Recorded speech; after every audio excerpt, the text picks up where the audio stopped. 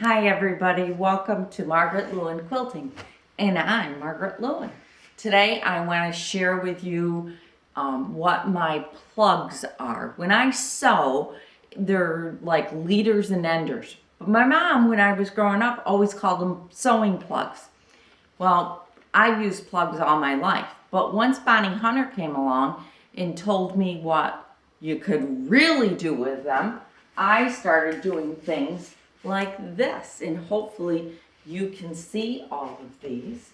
I have a couple of different colors in them, and I'm about ready to show you. Let me get the third color. Right now I've only got 3 colors, but I'm also working on some right now that are going to be blue and the background color. So I'm pretty excited about it. But this is what my leaders and enders are. And the coolest part, I'm looking for pins. The coolest part about it is they are anything extra that I made them while I was sewing other projects, so they're kind of like little freebies. Like buy one, get one frees. I think that's what I'll call them. BOGOs. They're buy one, get one. So here we go. Here's mine. And if you stay tuned, believe it or not, I'll finish pinning these up, and then I'll actually show you how I go about making them. So just a minute. Here sits my little plug, and right next to me are a whole bunch more of them, and I want you to see. This is the basket that has quite a few of them in there. When the basket gets full, I know that it's time to empty it and go do something, either put it together in a block or do something like that. But I wanted to show you these little teeny ones. Look at these. These are 1.5 inch, I think. Yep, I have a number of these down on the bottom. They are just so cute. And they're really nice and easy. And you're just sewing them while you're sewing other things. And like I said, my mom always called them a plug. But Bonnie Hunter calls them leaders and enders. And they're just adorable. And they help you to not lose your thread. You know how your thread gets all buried up in your machine. Doesn't do it with these. So these are my leaders and enders. This is another one of those little baskets. If you ever want to see how I made these are nothing. They're very, very easy. I can show you. Just let me know, and I will. So that goes back here behind my sewing machine so that I can just drop them in there when I cut them off. So these are my leaders and my enders, and here's my little pile that I've got going that I have yet to sew, but I'm down to just these few put together. So I've got some work to do. I got to get some prepped. So how I go about prepping them is I take my fabric, and it was 40 or I think it was 40 or 41 inches wide. So this is one of my strips. And then I have my colored fabric cut up here too. So this time I'm going to take let's do the purple this time, because I've already got an orange going. So we'll do a purple. And the first thing I'm going to do is I'm going to find my right sides of both of them, which on this one, here's the right side. So I've got my right side. I'm going to find my right side on this one. And I'm going to put my right sides together. And I'm going to sew a 1/4 inch seam all the way down.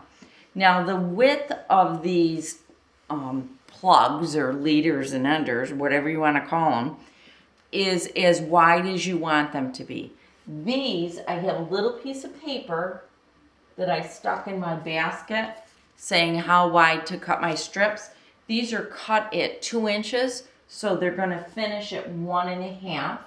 And I'll show you my little basket because it's just sitting right here. So why not pull it out and show it to you? Here is my little basket. You can see it's just a basket that I made out of clothesline. Nothing fancy. I had some scraps and I needed a basket. These are my little wonder clips that I use when I'm sewing a lot. So I just leave them attached to the basket. And this is one of those little wooden pressing boards that I got. It was actually a gift when I attended a class. So that's what that is. And they just sit in the basket. See, I've got some orange ones ready to go. And I got just a few blue ones left. And that just sits here.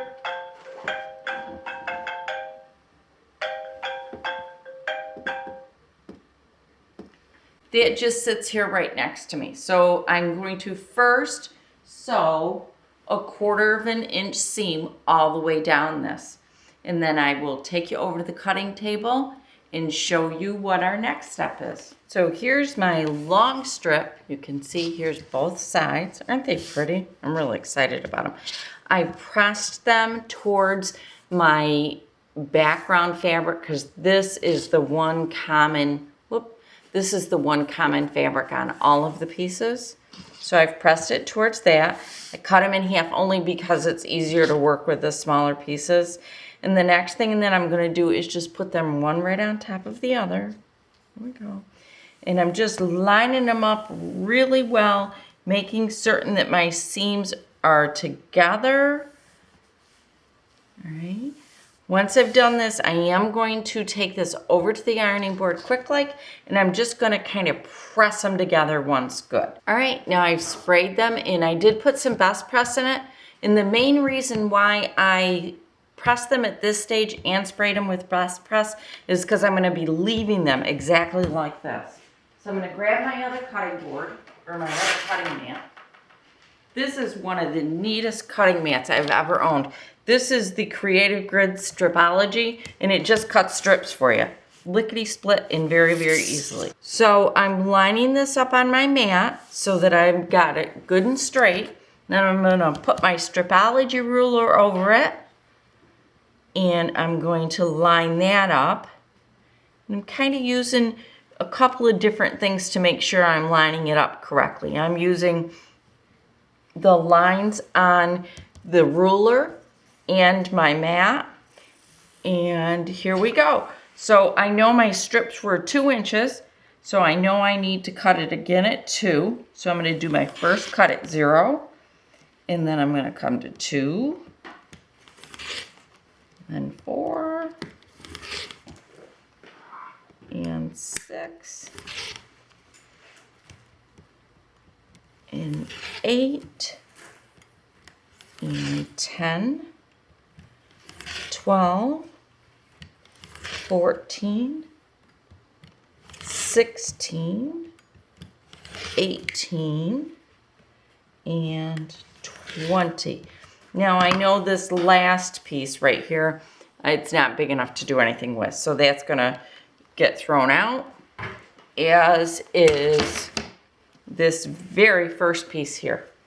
So those end up in the trash can, and then you can see I have all of these nice little stacked 4 patches all ready to go. So I'll stick my little plugs in there as I'm sewing along, and then I'll be able to make another quilt at the same time that I'm sewing on other things.